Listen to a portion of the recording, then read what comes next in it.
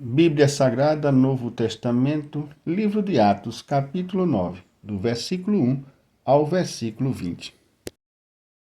Saulo, respirando ainda ameaça e morte contra os discípulos do Senhor, dirigiu-se ao sumo sacerdote e lhe pediu cartas para as sinagogas de Damasco, a fim de que, caso achasse alguns que eram do caminho, assim homens como mulheres, os levasse presos para Jerusalém.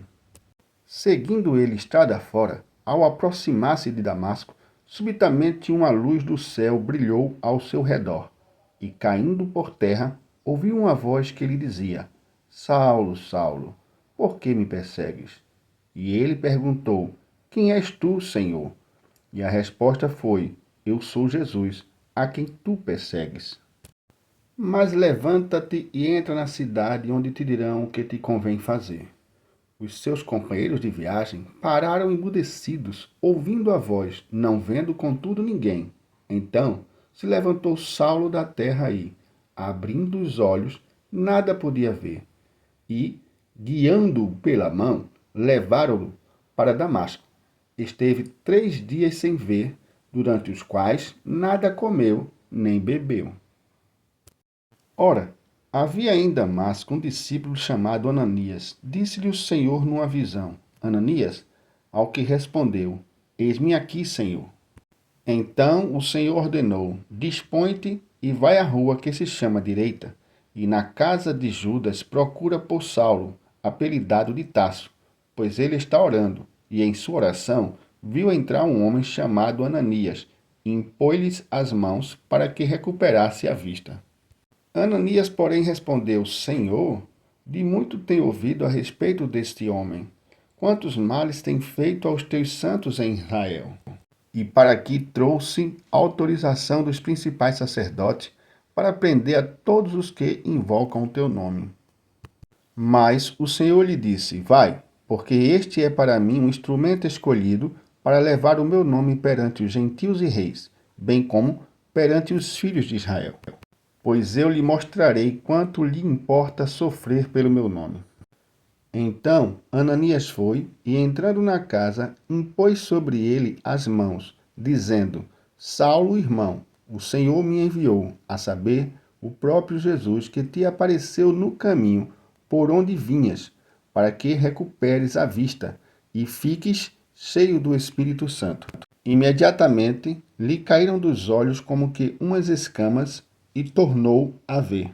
A seguir levantou-se e foi batizado, e depois de ter se alimentado, sentiu-se fortalecido. Então permaneceu em Damasco alguns dias com os seus discípulos, e logo pregava nas sinagogas a Jesus, afirmando que este é o Filho de Deus. O apóstolo Paulo viajou por vários lugares levando a palavra do Senhor Jesus Cristo e se tornou o maior missionário na história da igreja primitiva.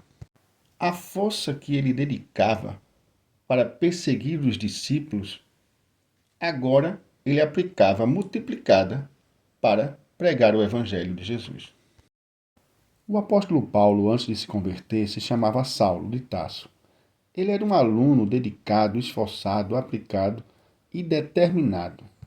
Mas, como muitos, ele não entendia o significado da palavra misericórdia quero e não sacrifício. Ele era só mais um entre o povo que acreditava e torcia mais pelo castigo e repreensão de Deus do que pela compaixão, pela misericórdia.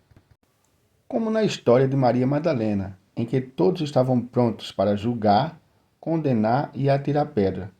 Graças à presença de Jesus, a vida dela foi poupada. O estudante Saulo de Tarso, apesar de ter vista, estava cego de ódio porque ele não aceitava nenhuma palavra contraditória a tudo aquilo que ele tinha aprendido durante toda a sua vida. Foi preciso repreender severamente Saulo de Tarso, o deixando cego literalmente, para que ele pudesse entender e enxergar o verdadeiro sentido da vida. Até o dia de hoje, o ser humano, apesar de fazer parte de uma igreja, de uma entidade religiosa, tem dificuldade de compreender o significado do que é o amor. Nós estamos mais dispostos a fazer guerra do que encontrar a paz, a condenar do que perdoar, a julgar ao invés de compreender. Será que vamos conseguir mudar nossa maneira de pensar? Será que vamos conseguir vencer nossos erros de amor? Será que vamos conseguir permitir que o verdadeiro amor de Deus reine em nossos corações? O maior de todos os mandamentos é amar a Deus sobre todas as coisas e ao teu próximo como a ti mesmo. Que Jesus Cristo seja sempre essa luz em nosso caminho, como foi na de Saulo de Tarso, tanto para a repreensão como para a restauração e salvação.